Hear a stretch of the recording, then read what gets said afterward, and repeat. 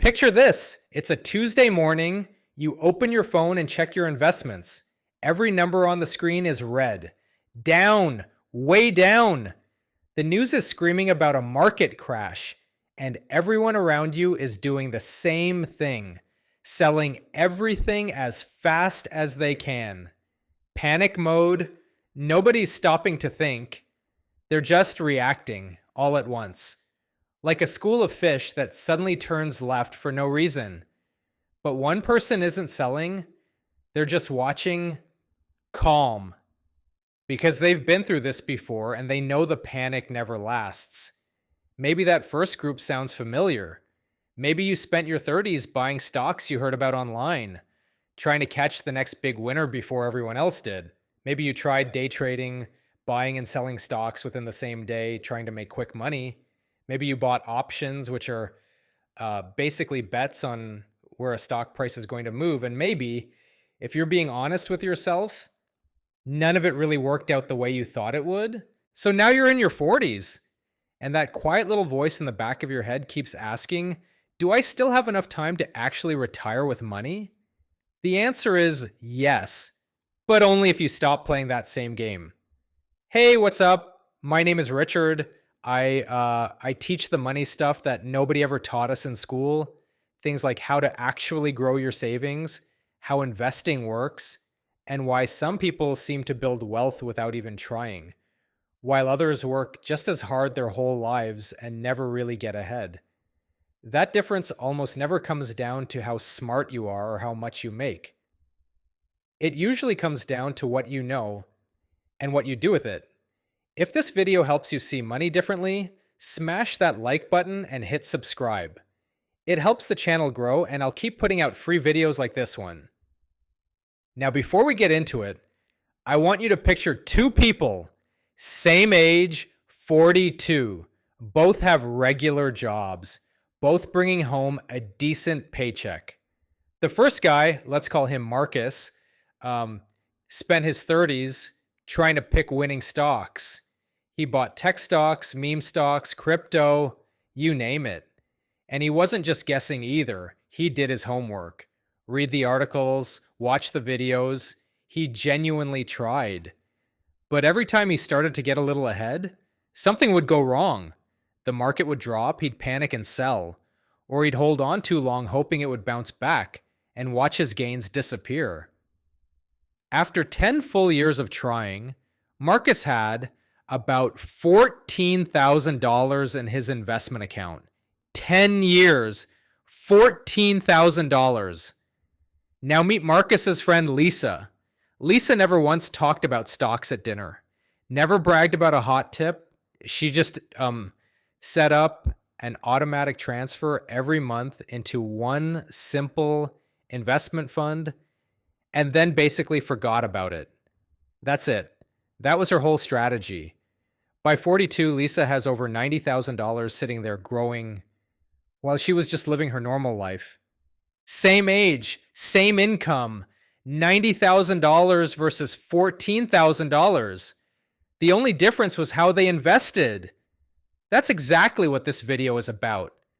3 simple moves that anyone in their 40s can start making right now to retire a millionaire by 55. Not 65, not 70, 55.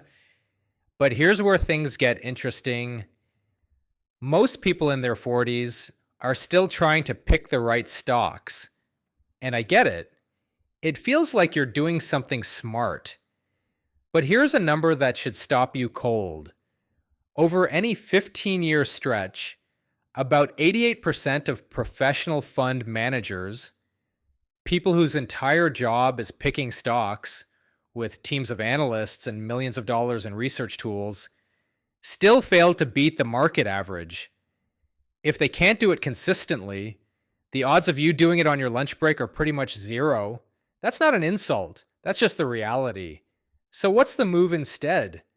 You stop trying to beat the market. You just own it. And the way you do that is through something called an ETF. ETF stands for Exchange Traded Fund, but don't worry about the name. Just think of it like a shopping basket. Instead of buying one company's stock and hoping it goes up, An ETF lets you buy a tiny piece of hundreds of companies all at once. One of the most popular ones is called SPY. When you buy one share of SPY, you automatically own a small slice of the 500 biggest companies in America: Apple, Microsoft, Amazon, Johnson and Johnson, all of them in one single purchase. Think of it like a sampler pack at a grocery store. Instead of spending all your money on one flavor and hoping it's good, you get a little bit of everything. If one flavor turns out to be terrible, it barely affects you because the other 499 are still in the pack. That's exactly what SPY does. It spreads your money across 500 companies automatically. Now here's why this matters. The S&P 500, which is just the name for that group of 500 companies, has grown at an average of about 10% per year, going all the way back decades. Not every single year. Some years it shoots up, some years it drops.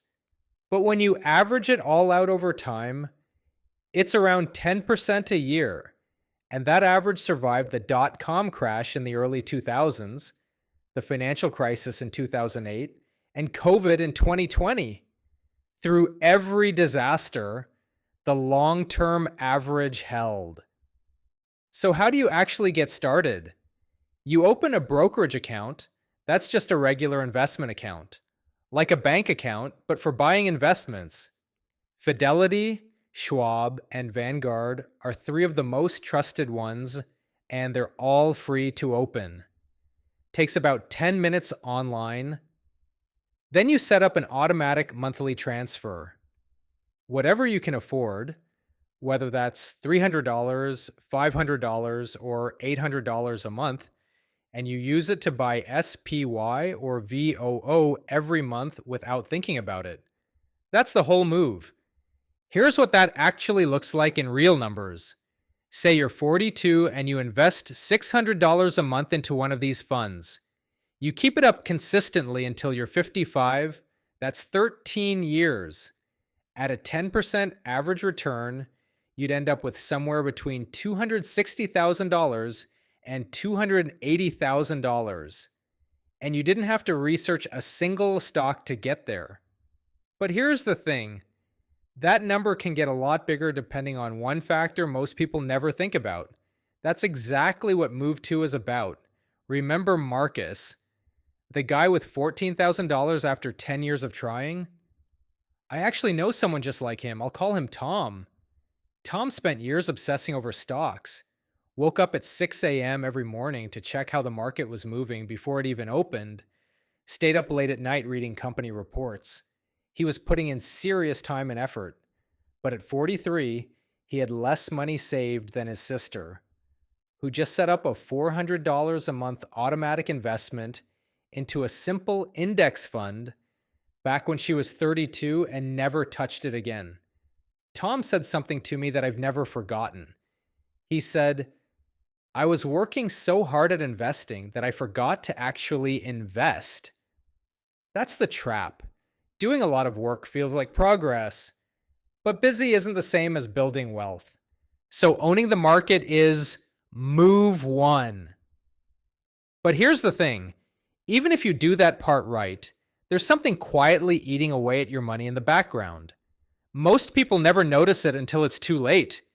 That's what Move 2 is all about. Every single investment account charges a fee. It's called an expense ratio.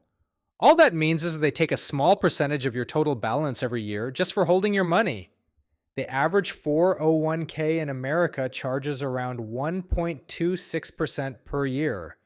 That's about $1.26 for every $100 you have invested every single year. Sounds like nothing, right?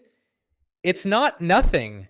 Over time, that small percentage quietly costs you a fortune. And I'll show you exactly how much in just a second. Think of it this way. You hire two moving companies. They both do the exact same job.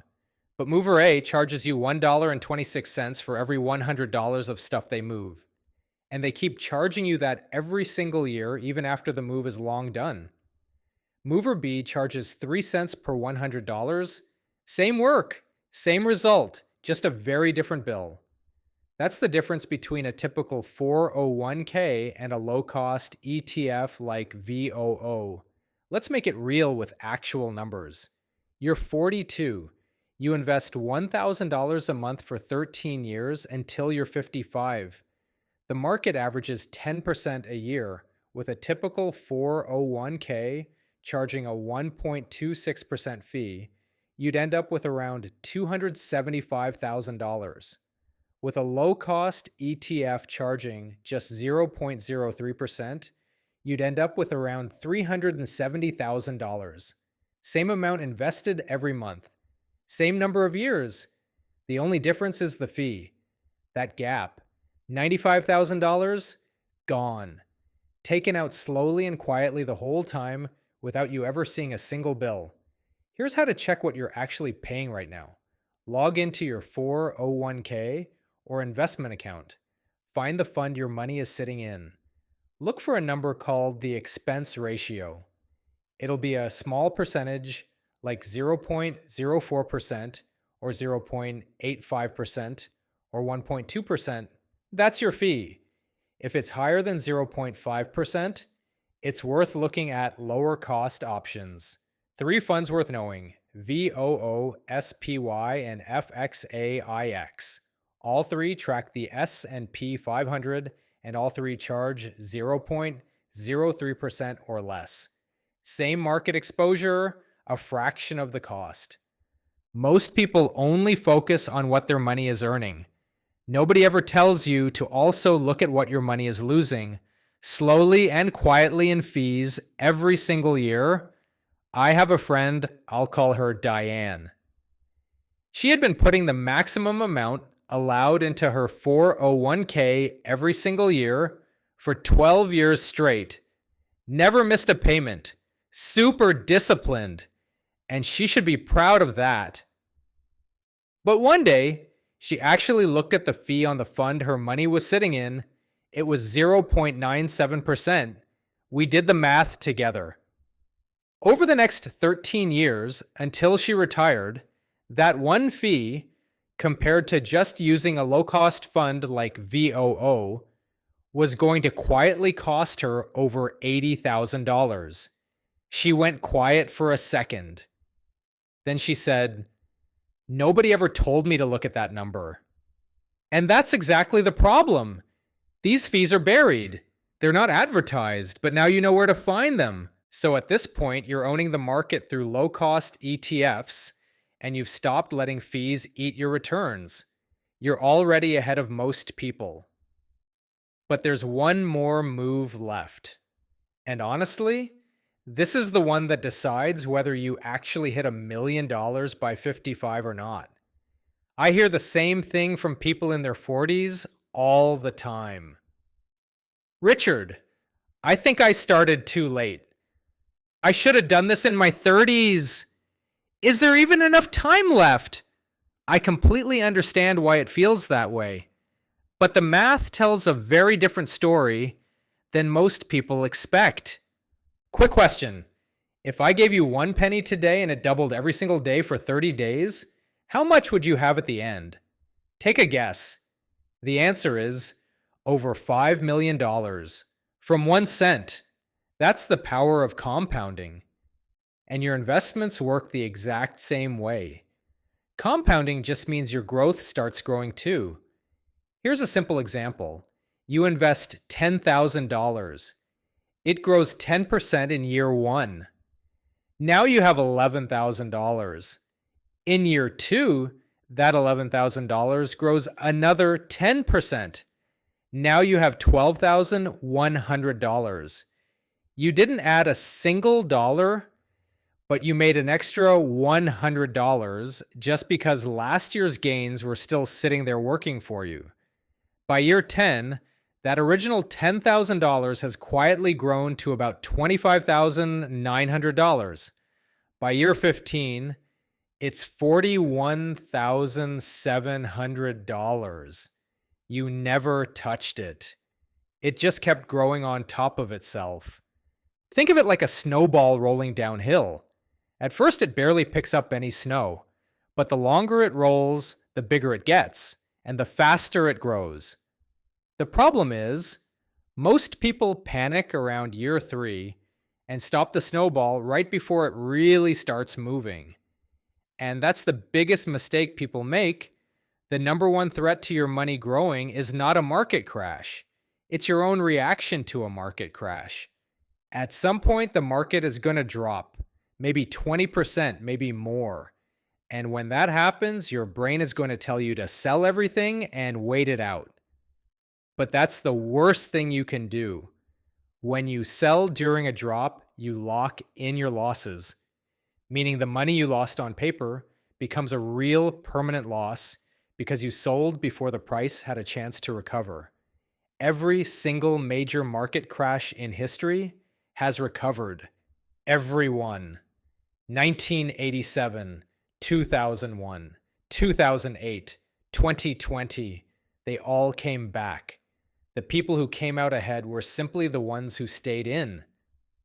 Let me show you what this looks like in real numbers for someone starting at 42. If you invest $500 a month and average 10% returns without stopping, by 55, you'd have around $195,000. Bump that up to $800 a month and you're looking at around $310,000. Now say you start at $500 a month, get a few raises over the years, and gradually increase your investment to $900 a month by your late 40s. You'd be looking at over $380,000. But here's where it gets really interesting. Most people have more than one place they can invest.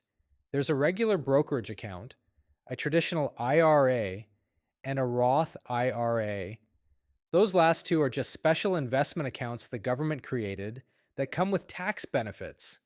If you stack all three and stay consistent across all of them, you are realistically looking at somewhere between $800,000 and $1.2 million by 55. No lucky stock picks, no gambling, just consistency. A 42-year-old who invests steadily for 13 years will almost always end up wealthier than someone who started at 35 but kept stopping and starting over. Starting earlier helps, but staying consistent matters more. The biggest advantage you have in your 40s isn't time. It's the experience to finally stop making the moves that didn't work. I want to be straight with you. I've talked to a lot of people about money over the years, and the ones who look back with regret in their 50s usually aren't the ones who didn't earn enough. They're the ones who kept getting in their own way. I know a guy, I'll call him Derek, who made $90,000 a year through his entire 40s. Great income. But every time the market dipped, he'd pull his money out to be safe. Then he'd wait for things to feel stable before getting back in. By the time he felt comfortable, the market was already higher than when he left, so he'd wait a little longer. At 55, Derek had $68,000 saved. After 15 years of a $90,000 salary, the money was always there. He just kept stopping the snowball every time it started to roll. Here's what I want you to take away from this video.